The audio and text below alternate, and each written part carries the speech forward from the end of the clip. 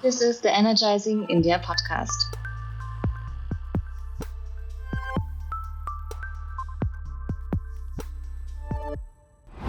Welcome to the Energizing India Podcast. Today, we have the privilege of welcoming back to the program for a third time one of India's sharpest strategic minds, former Foreign Secretary of India, Vijay Gokhale.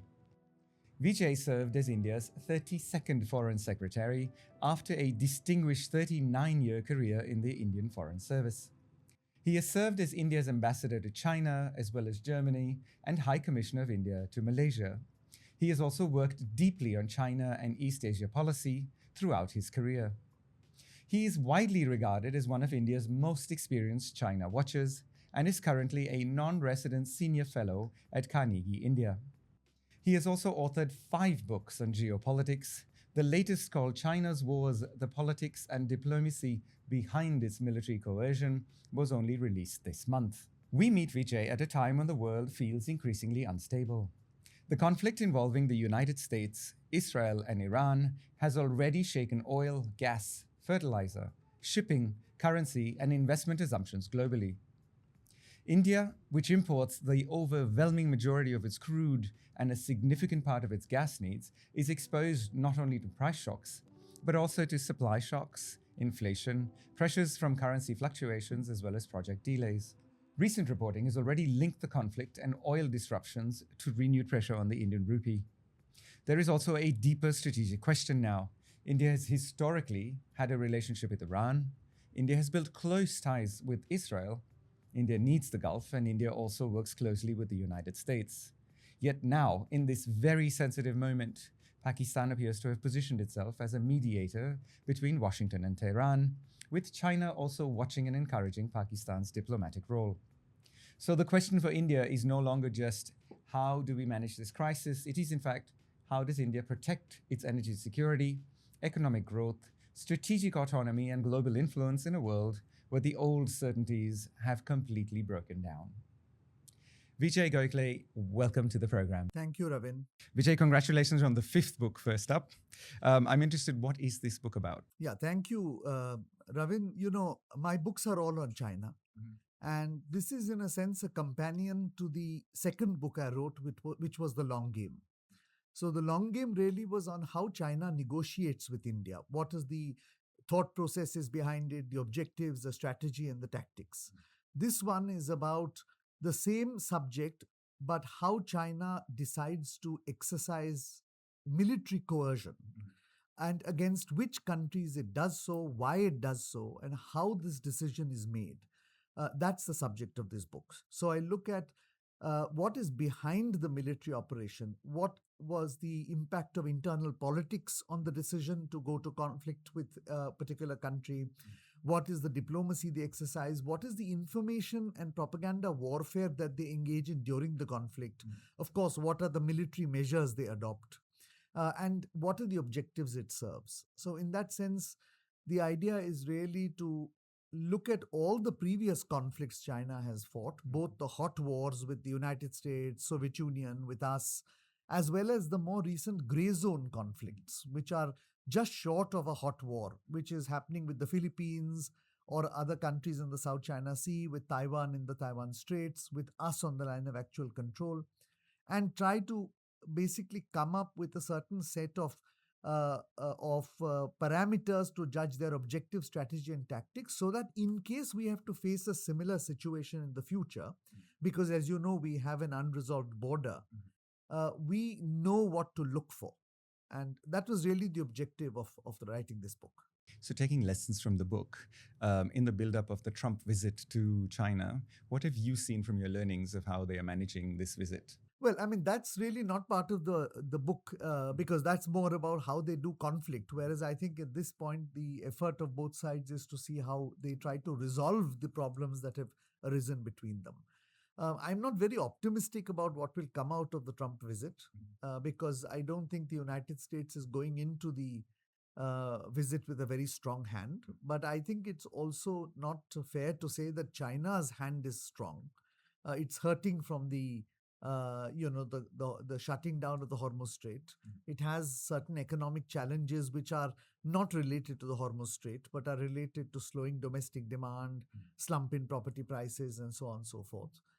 But both, of course, are global powers, perhaps the only two global powers. So I think both have needs and I think are tempering expectations. But let's see what comes out of it, because the real summit is today and tomorrow. So prejudging it is not, I think, the best thing to do. So let's go straight to the Hormuz conflict. It's the United States, Israel, and Iran. It took the world by surprise.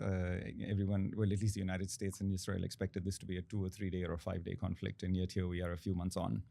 Is this just another Middle East conflict, or is this now a confirmation of the global world order breaking down with permanent conflict on the horizon?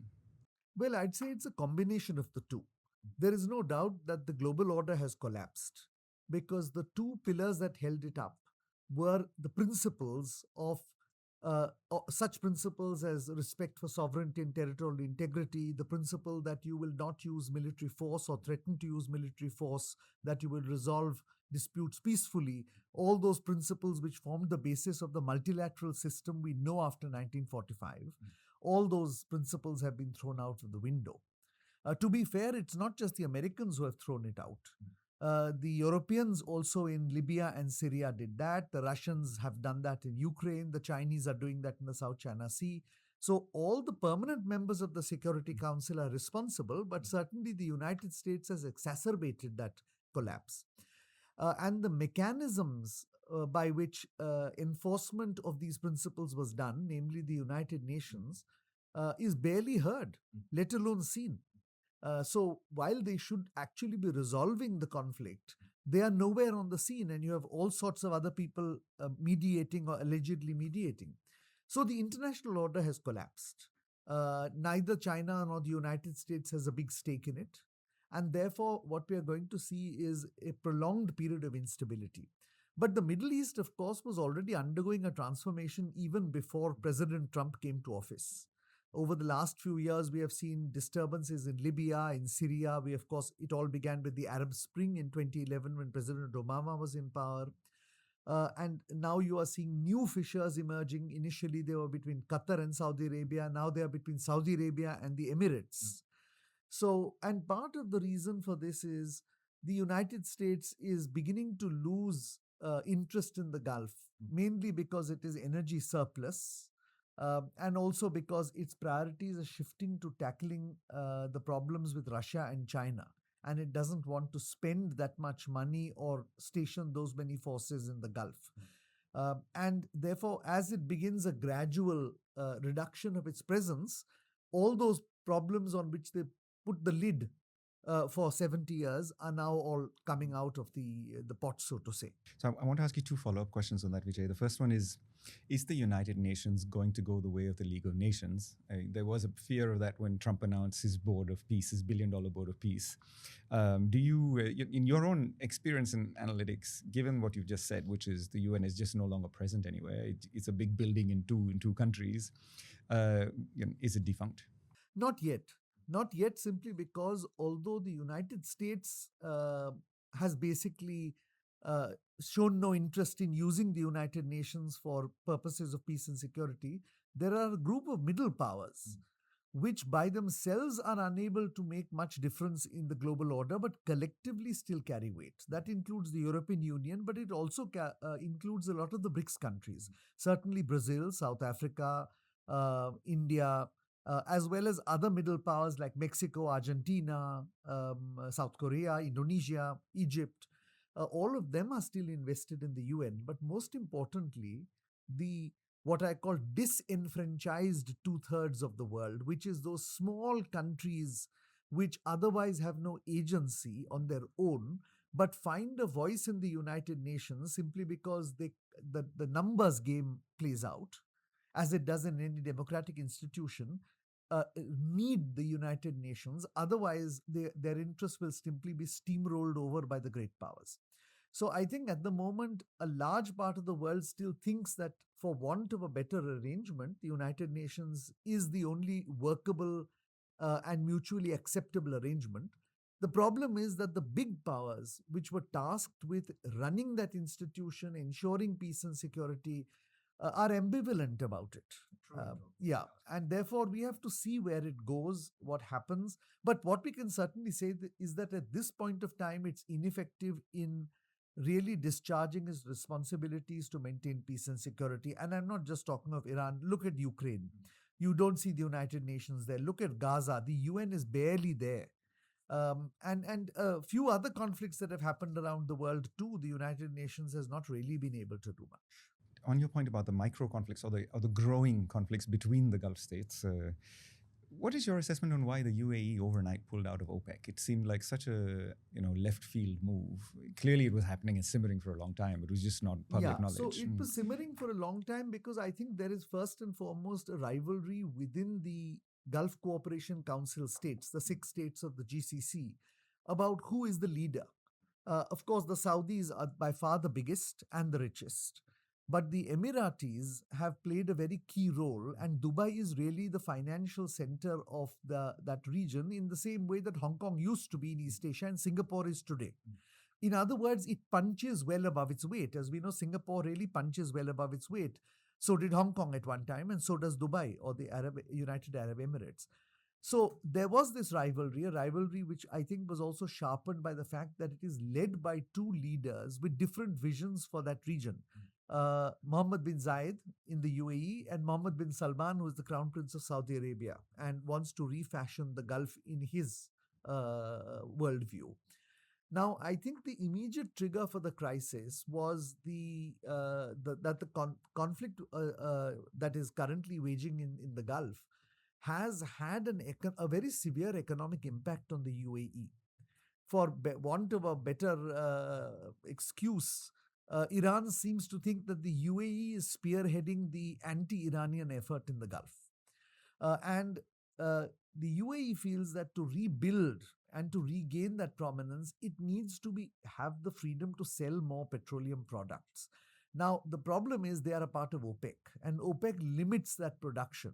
And the Saudis perhaps may be keen not to increase the production because when you do that, profitability falls, and therefore scarcity means more petrodollars. The UAE finds that unacceptable because its own share in that sort of basket of OPEC production may not be what it is looking at if it wants to invest and scale up, after the war.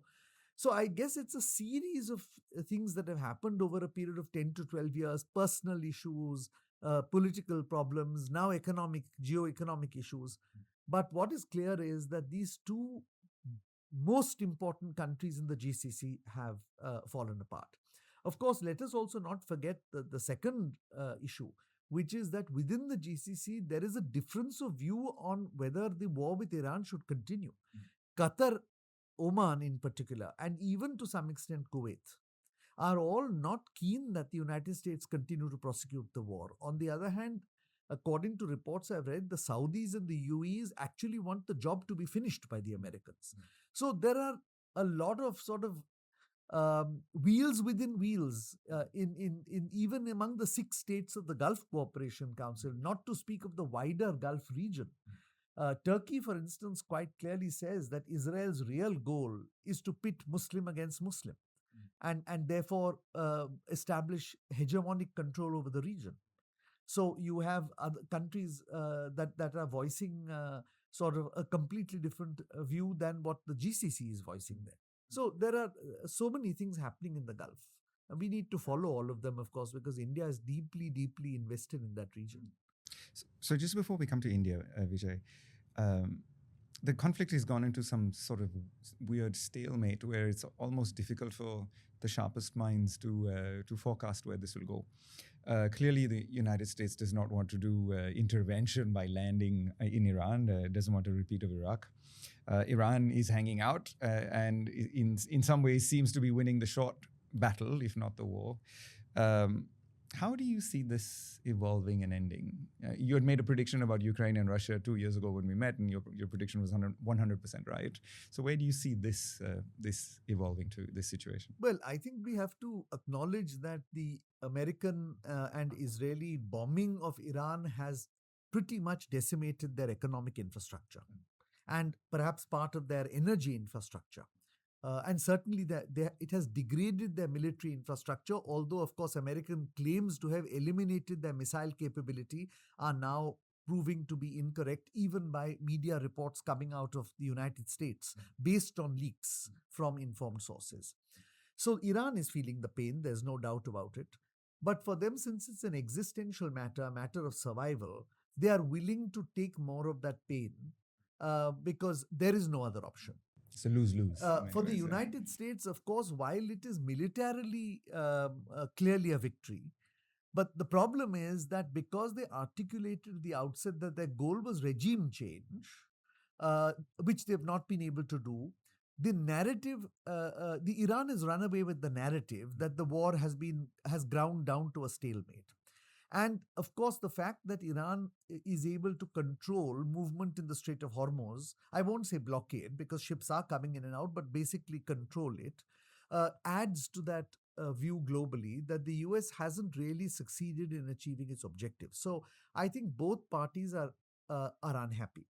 Now, for the US, of course, they can prosecute the war again after regrouping.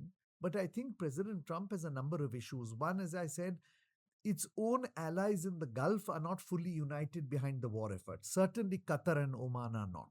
And both have said they will not support the conflict. Secondly, of course, you have the wider destabilization in the region, which is going to impact on oil supplies over a longer run.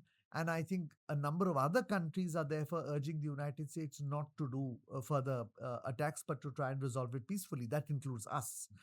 Thirdly, of course, domestically, President Trump is facing a problem not only from his MAGA crowd, who felt that they had elected him because he said, I'm not going to involve the United States in any more wasteful conflicts, but also from the Republican majority, which is not a MAGA crowd, which was told that, I'm going to bring in a new era, a golden era into the United States where prices are going to be low, taxes are going to be minimal, and we are all going to reindustrialize and prosper. But actually, gas prices have gone up, food inflation is going up. The economy is doing okay, but it's jobless growth. And therefore, he's facing an election in November, midterm. It's not his election, but nevertheless an important one, where his popularity ratings and the ratings of the government are low. So domestically, he doesn't have support either. And I think globally, less and less countries are now even willing to come out and be supportive of American efforts, even when they are aimed at peace. Even the Europeans have refused, allies these are, to provide ships. For example, when Trump said, I need people to help me patrol the Hormuz Strait. Australia, Japan, South Korea, key allies of the United States, heavily invested in the Gulf because oil comes from there, have also said no. So I think there are a whole set of reasons why President Trump will not prosecute the war after this, simply because he has the capability to do so. But he is losing the narrative, both domestically and internationally. And at the end of it all, we still can't say whether Iran will surrender unless you put boots on the ground. And of course, that's, to my mind, a no-no for the United States electorate at this point of time. For the Iranian regime, the regime hasn't changed, as you said, and it's probably a lose-lose, because if you surrender, you're going to be, you'll go through the Nuremberg trials, and if you stay and fight, you're going to die fighting. So it's a lose-lose situation. So I can see why, they are happy with the stalemate. And also, as they say in the defense industry, I think the Americans have learned that no plan survives first contact with the enemy. So if we put this to the Indian perspective, then, as we said, India was deeply invested with the UAE, had a great relationship with Iran, has some sort of relationship with all of the other countries, including Saudi, Oman, Qatar. Today, India seems almost sidelined. Modi was in Israel the weekend before the attack started, and they almost, well, if you believe Twitter or X, they were waiting for his plane to land before the bombing started. We were positioned as the Vishwa Guru, and yet here's Pakistan that's now being the mediator. And we're almost in a weak position. Access to LPG, access to oil and gas is constrained. It might have big impacts on the economy.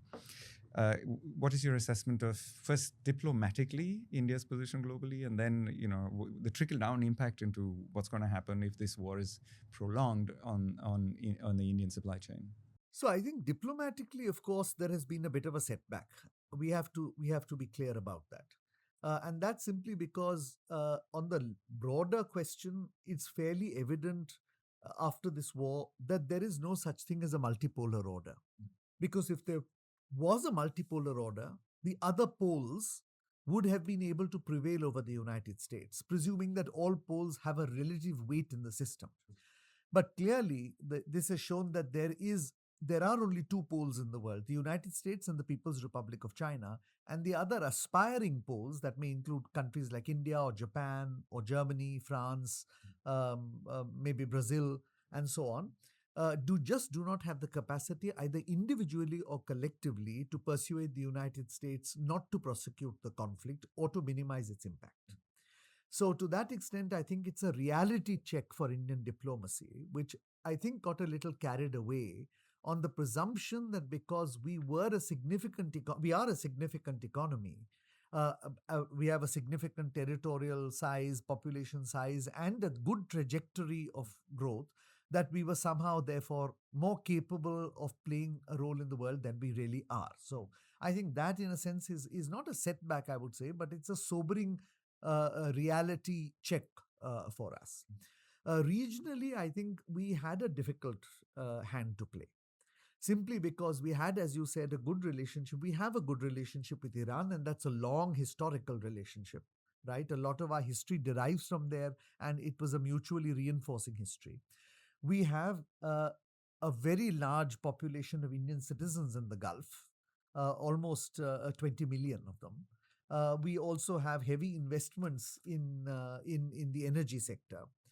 We A lot of our energy comes from there. So we had to balance Indian interests in that war, which meant that we had to be mindful of the sensitivities of the host governments, the UAE and Saudi Arabia, Qatar and Oman, all of whom were fighting a war against Iran. We have good relations with Israel. We have strong relations with the United States. We had to be mindful of that as well. So I don't think it was an easy hand for India to play. Now, I think the immediate tactical priority was to preserve the security of Indians and Indian interests. And I think that has been done fairly well. In the sense that I think the outreach that the Prime Minister made to each of the Gulf state leaders very early on in the conflict, giving them assurances that we were supportive, we were concerned, has led at least to the Indian populations in these areas being protected, their interests being protected, their jobs being largely protected. Of course, some impact will be there. And so I think to that extent, that was a very critical thing that was taken care of, because, Ravin, it's impossible to evacuate 10 or 20 million Indians. And so you can't do the Ukraine, Libya, Syria kind of thing here. So I think that was number one. Now, of course, the second purpose was also to preserve the energy flows. And that has been less difficult to do. But frankly, that's not a problem just for us. When Iran closed the straits, it closed it for everybody. So you can say that we could have anticipated this and the world could have anticipated this. And yes, perhaps we should have anticipated this. But unless it actually happens, it's a very theoretical thing. Could Iran close the strait? Nobody knew. So I think we have been less successful there. But to be honest, a lot of people have been less successful. I think where Indian diplomacy has really come up short is the fact that although this entire event is happening barely 2 to 250 nautical miles away from our coast, and we consider ourselves to be a regional power, we have been fundamentally unable to influence anything in that region. And therefore, that begs the question, what is your regional influence? Where is it? Where is we talk of the Indian Navy and Coast Guard providing international public goods in the Northern Indian Ocean. Where is that Navy? What is it doing? How is it protected the international public goods, or provided the international public goods, or protected the international public commons? India speaks of the fact that it is a major Asian power, an Indian Ocean power. Why is India, what is India's position on resolving the conflict? I'm not talking of mediation. Mediation is a small part of that. But have we made any statements with laying a path out of how we think the conflict should be resolved, either principles or actual steps to be taken? I have not seen anything from the government of India in that regard. We are, in a sense, also a major, we have good relations with all the players in the conflict: Iran, Israel, the United States, and the Gulf countries. But we haven't really leveraged any of them. Finally, we are the president of BRICS this year. And as you know, as we speak today, the BRICS foreign ministers are meeting. This was a group created as a geo-economic balancing group to the G7, not a geopolitical balancing group, because we all have different political interests: Russia, India, China, Brazil, and so on. But certainly, we all had an alignment geoeconomically that we would not allow the G7 to dominate global economic, financial, and commercial conversations. But BRICS, and of course, the crisis is a geoeconomic crisis also, because energy is the basis of all economies. And yet, BRICS has not been able to come up with a joint position. So I think somewhere we have not been able to muster our resources to come up with a diplomatic response. And I think uh, I'm sure there must be people thinking about this, but I think this is where we have sort of come up short. On your point of the two poles that the world has today, USA and China, India thought it had leverage with China, and we discovered very quickly that we don't, particularly in the supply chain crisis that they enforced on us with the rare earth magnets, now the denial of technology for lithium cell manufacturing in India, hydrogen. They are overtly using supply chain as a military lever. We thought we had a great relationship with the United States, and then I think the government was stunned when the tariffs came out. Today, we seem almost like a little lifeboat that is buffeted by these big ships around us. What are the prospects for India? Are we going to continue to be non-aligned or multi-aligned, or in the end, are we going to be forced to take shelter from the United States? No, I don't think we have any option but to be multi-aligned. And I think that strategy, which the government has followed, or successive governments have followed since Prime Minister Vajpayee onwards, is the correct strategy to follow. Indeed, some might argue that perhaps it was that we became too proximate to the United States, which actually has reduced rather than increased our leverage at this time, because when the bottom fell out of the Indo-US relationship, your other relationships were not as strong as they ought to have been. So I think if we come back to a true definition of multi-alignment, which is that the United States relationship with India is the strategic pillar of our foreign policy, but there are supporting columns, which are our relations with Russia, China, the European Union, Japan, and the global south. Then I think that foreign policy should continue, because we have interests everywhere, in all these parts of the world. Now, as far as being buffeted by the storm is concerned, of course, we are facing an unprecedented storm. And frankly, it's not a storm of our creation either. So it's not as if we had the chance to, avert the storm. But I think a couple of things we have to acknowledge. One is, where did we take stock of our energy security when we knew that some kind of a crisis was coming? God knows that there were enough warnings. In 2016, we were asked to stop importing Venezuelan oil, for instance, and we imported a very substantial amount of it. In 2019, Mr. Trump abruptly asked us to shut down Iranian oil imports, and at that time, Iran was our second largest import. We were importing the second largest in quantitative terms, 28 million metric tons. We were asked to shut it down. Last year, the Americans simply told us, if you import Russian oil, you will be sanctioned. Now, each of these was a warning signal that you cannot be dependent on a single source or one which provides most of our petroleum. So the question that begs itself is, was there any strategic planning within the government, knowing that such occurrences that happened in the past and might happen in the future, to diversify oil supplies? And I think that is the key question. Now, to be fair to the current government, it is this government which set up our strategic petroleum reserves. So today, if you are better off than a lot of other countries, that's because 5.3 million metric tons of strategic petroleum reserves in Vishakhapatnam, in Mangaluru, and in Padur were set up by this government. But that's only 70 days of supply, and you are coming dangerously close to that. The war is basically now gone for about 60 days. And just to give you a sort of indication of where we stand vis-a-vis China, China has a 3x supply, three times the strategic reserves. Japan has the same strategic reserve as we have, but with only 1/13 of the population. So it's going to again last for 200 days, right? Now, I know because I read from the newspapers that the government actually plans to double the strategic petroleum reserve. And this was before the Iran crisis, to be fair. So we are going from about 5.3 million metric tons to 12 metric tons. But should we not fast track that? Should we not have done this earlier, knowing that 70 days of petroleum reserves for an economy which is growing at 6.5 to 7% is not going to last? Is one point that perhaps we need to ask ourselves. The second, as I said, is diversification. I mean, we have to accept we haven't found any oil by ourselves. So we are going to be dependent on others. But do you really want to get 90% of your crude from the states within that Gulf or Strait of Hormuz, or 60% of your LNG from there, which is what's happening today?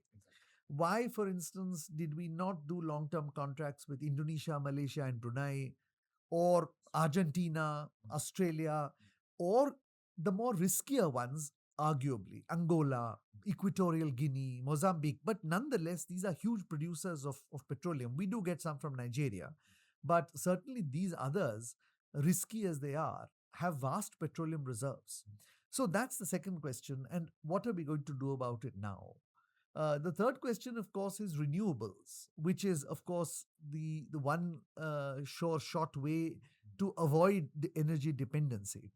And again, we have to give credit to this government. In 2014, I don't know, we had maybe some 70 gigawatts. Today, we are close to 300 gigawatts. Now, that's a big achievement. But again, if you even combine hydropower, because that's a renewable energy also, we are still only at 1/3. Which is so you can't even offset the fossil fuel crisis against this particular renewable energy generation. And we know, I mean, you are in the business, that there are still problems. Our infrastructure is not good enough to evacuate renewable energy. Our storage solutions are poor. There are all kinds of regulatory problems. It's difficult to get capital simply because it's just financially more expensive. Land acquisition is a problem, and not just for renewable energy, even for building the high-speed rail, even now, after 12 years after this government has taken office. So I think overall, I mean, now you can't cry over spilt milk. But surely this should be a wake-up call for the government to plan an energy policy which will never be entirely independent of the world, simply because you're entirely dependent on the world for it, but which will at least insulate you from future situations where country or country B either tell you to stop importing oil from somebody, or create such a situation in the world that you have no option but to stop importing oil from them. And to your point on the storage, we have the same issue when it comes to fertilizer, and we have the same issue for LPG. So fertilizer is constrained by the supply chain from Hormuz, but we have LPG storage issues, which is exacerbated because we had this 10-year program of moving people from wood burning for cooking through to LPG. Fantastic program, but we never increased the LPG storage. And now we have hotels that are on a trickle feed. Our own canteen here doesn't get enough gas to cook food. And, this is all pointing towards market failure. You talked about 60 days of storage. Are you, the Prime Minister's made a few comments. I don't want to cover those, but are you seeing that there might be a danger of market failure? We might have LPG rationing or fuel rationing. Well, I mean, that depends largely on what happens between the United States, Iran, and the others in the Strait of Hormuz. Number one, I mean, if the Strait of Hormuz can be reopened to traffic with or without tolls, let me put it that way, then your crisis will get averted, because even though some of the refining capacity has been affected, particularly in Qatar, but also Saudi and UAE, but broadly speaking, we will still be okay. So, first and foremost, there's a geopolitical problem. We are at the margins of it. Secondly, there is a problem with even if that supply becomes effective, when does it start reaching India? And when do we run out of our own supplies or alternate supplies? And that again, I really don't know much about.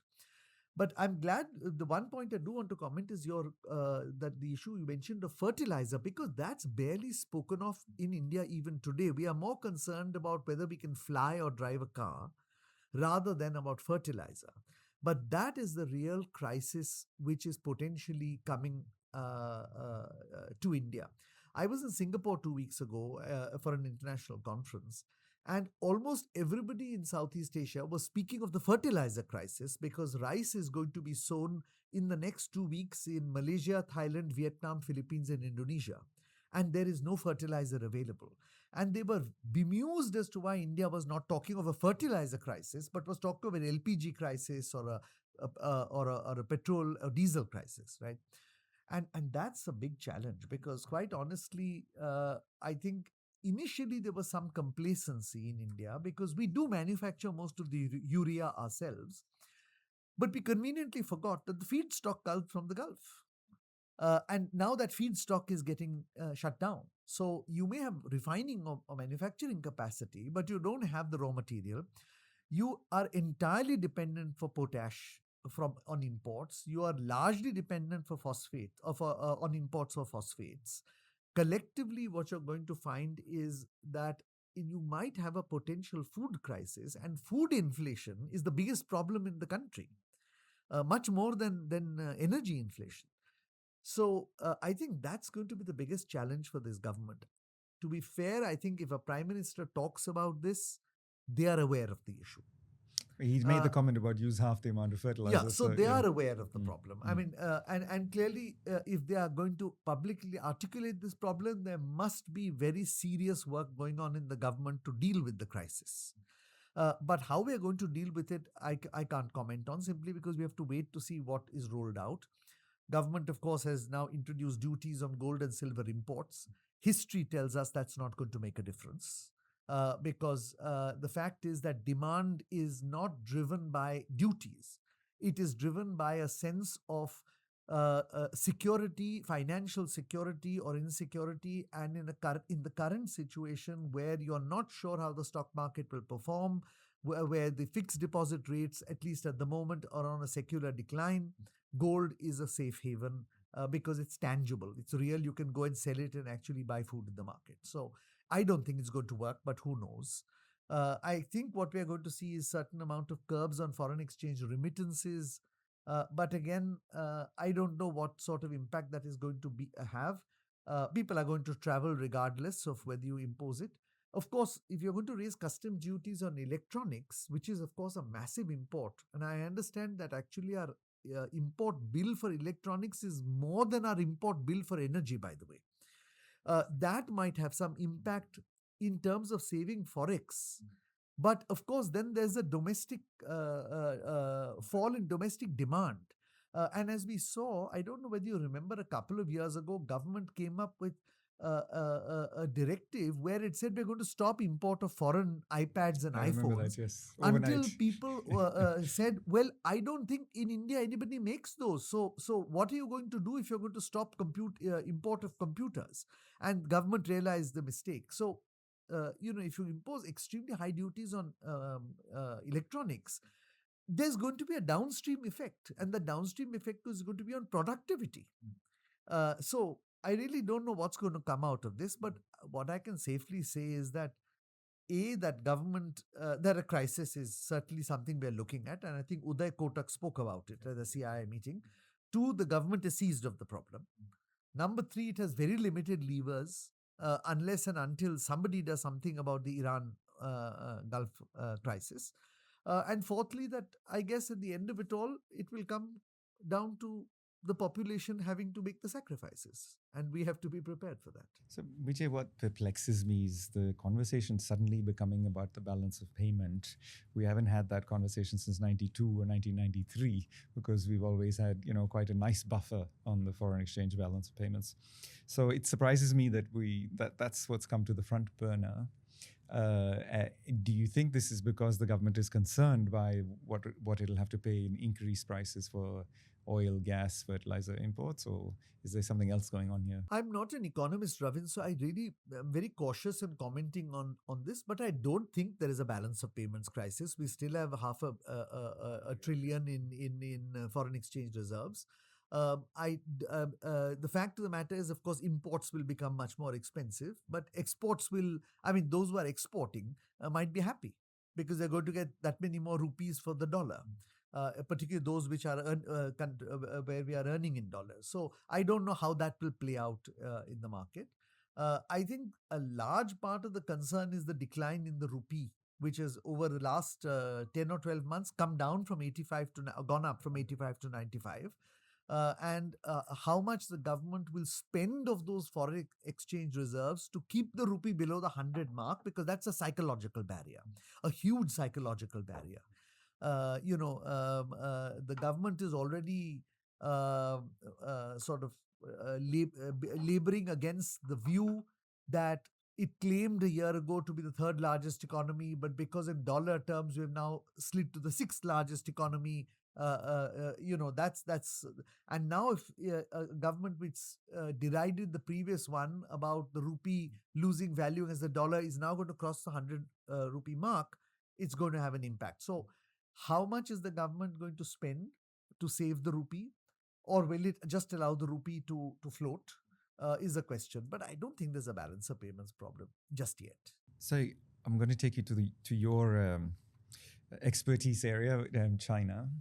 China is obviously watching this whole conflict in Hormuz, and it's seen very cheap Iranian drones that are taking out the large U.S. bases. Ukraine's ability to survive against a much larger power. What do you think are the lessons China has learned for its own inevitable, I want to say, Taiwan conflict? Well, I wouldn't say Taiwan conflict, but inevitable reunification with Taiwan, either peacefully or otherwise. Well, I think there are a lot of lessons. They would be studying this conflict extremely carefully.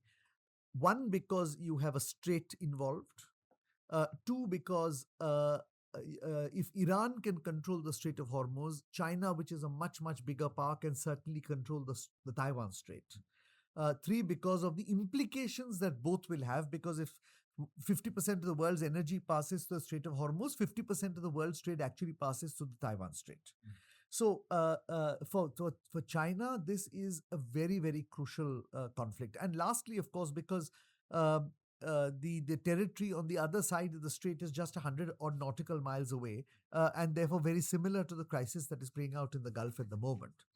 But it would be, I think, a misinterpretation, a misperception to think that China, therefore, might be greatly pleased with the way that the war is panning out. Because, as you very correctly point out right at the beginning when you talked of the United States, you can bomb a country to the Stone Age, but occupying a country or occupying a territory or seizing a territory involves, at the end of it all, not just technology, but human beings, boots on the ground. And that's an extraordinarily expensive proposition. So I think one lesson China would take away from this is, you may be the world's technologically second most advanced country in military terms and have a whole lot of extremely technologically superior military equipment, but that's not going to help you reunify Taiwan with the mainland. Number one. Number two, Iran's degraded military capacity still allowed it to inflict significant damage on the Americans. And only now the truth of that is coming out. In fact, I find it quite amusing that, the Americans went to town for 10 months about, India losing 5 planes and not admitting it. But the United States has lost much, much more in this conflict and has actually done much, much more to suppress that news. But now, even the Washington Post and the New York Times are no longer suppressing it. They're coming up with with major losses. Now, the point I want to make here is that therefore I think the recognition in China is that Taiwan, which has a superior military capability to Iran in terms of defense and which is being supplied by the United States, can inflict significant damage on China.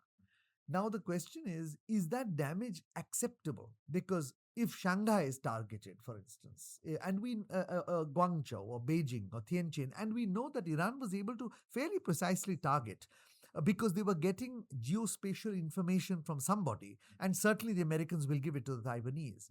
The domestic impact, politically, socially, and economically, might be greatly damaging to the Communist Party. So you not only have the problem that superior technology is not going to reunify the island, you have to lose lives to that, spill blood for that, but also that the island has the capability of retaliation, which may be more than the pain you can bear. And thirdly, of course, is the economic impact of this whole thing, as you've seen with American sanctions. If the United States, the US clearly is not going to come to Taiwan's defense. I mean, I think anybody who imagines the United States is going to put boots on the ground must be living in an alternate universe. But what they are going to do is going to get the world to unite against China in an economic way. And that is going to have an enormous impact, of course, on the world, but also on the Chinese economy. And China is not really bothered about the world, but of course, if its own economy starts tanking, social instability. So I think they're looking at this from multiplicity of angles. From the angle of how financial sanctions might work on China if it's port, from the angle of how they can subdue an island without putting boots on the ground, about what sort of defenses Taiwan may mount. It's a huge learning for them. But you have to give the Chinese credit for one thing. They really study these issues and then they plug the loopholes. So you can be sure that you will see new ways of dealing with the military, the economic, the informational aspects of a conflict coming out of this from China. So I'm going to ask you a right field question on this. This has been something that's been on my mind for a long time, and I wonder why it's not spoken about as often. Taiwan doesn't have a huge population. If China were to put $500,000 into the account of every Taiwanese person for a referendum to vote in favor of China, it would likely cost less than a war. Do you think this is one of those scenarios that no one talks about but could eventually happen? I doubt it. I doubt it simply because if you look at the population, the younger population of Taiwan, that is not those who have either fled the mainland in 1949 or the generation after that, which was still attached to the mainland simply because their parents came from there, their ancestral homes were there, much like in India, where the younger generation has no connection to Pakistan at all, unlike the earlier generations which either came from there or whose parents told them our properties are there, our businesses are there, and so on, are clearly of the view that they want to be autonomous. Now, does that mean they're not Chinese? No. They are very Chinese and they believe they are Chinese. And they believe that they are a part of that China, but they don't believe they want to be under the current regime. And therefore, bribing them is not going to make a difference, right? What, of course, can happen is that China engineers an internal chaos or turmoil through cyber attacks, through paralyzing the financial system, the electricity grid, and so on, all of which they're capable of doing, which sparks an internal crisis and compels the population to look at the least worst option, and that might be reunification peacefully rather than a worse option. I can't speak to that because we don't know what the Chinese plans are. But I don't think that if an outright bribe is going to help. Okay. Finally, then, I want to bring you to Pakistan. Do you think that they are benefiting from all of this? They put themselves on the front table. I'm not sure the mediation is working, but Pakistan has this uncanny ability to pop right up every time there's a crisis. It happened when the Russians came to Afghanistan. It happened with Osama bin Laden, even though he was 2 streets down from the general's house for an extended period of time. And now with Iran.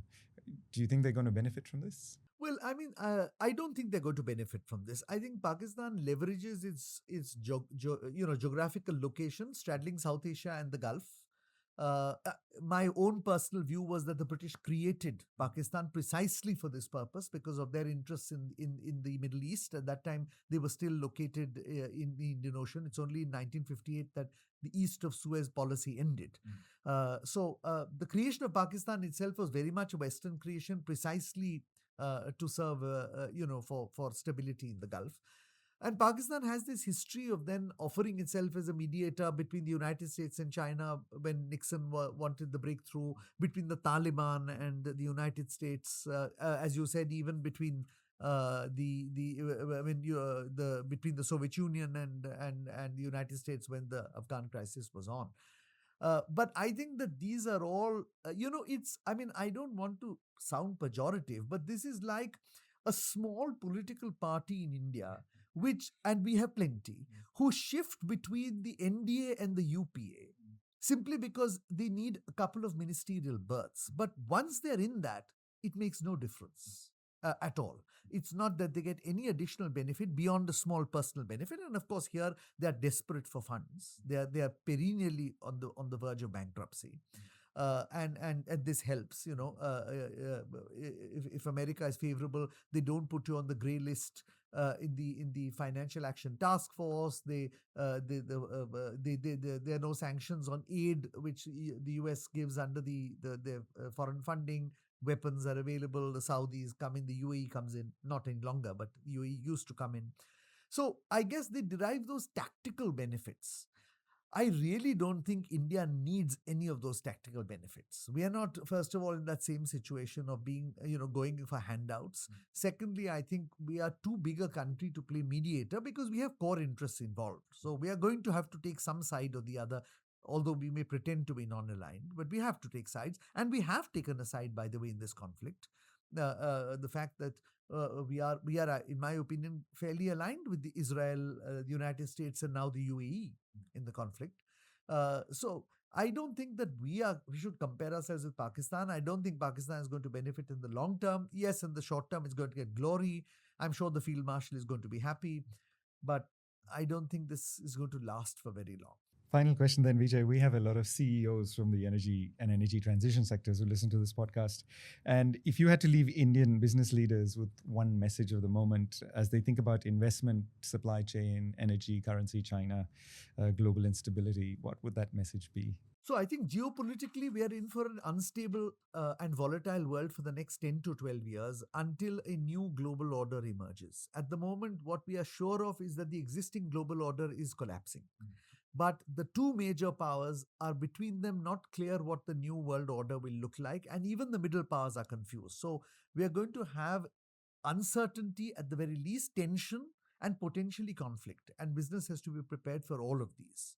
I think economically, I mean, if we haven't learned the lesson by now, we should, and that is, we need. I mean, India is too large an economy to be dependent entirely on other supply chains for key intermediate goods, whether it is in the pharmaceutical sector where active pharmaceutical ingredients are involved, whether it is in the automobile sector where lithium-ion batteries are involved, or in the or solar photovoltaic cells are involved, whether in the electronic sector where chips are involved. Uh, to some extent, we have to build supply chains in this country, and that has to be done by government, but by private sector as well. Thirdly, I think we really need to step up the technology game. And that's the biggest lacuna.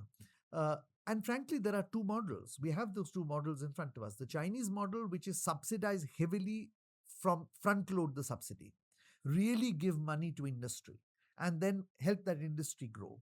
Or the American model, which is you encourage private sector by completely deregulating technology, allowing them to do what they want, the Anthropics of the world and the Metas of this world, and then leveraging it so that the companies make money globally. But we don't seem to be doing either. The fact of the matter is that a country our size simply cannot afford not to invest in technology.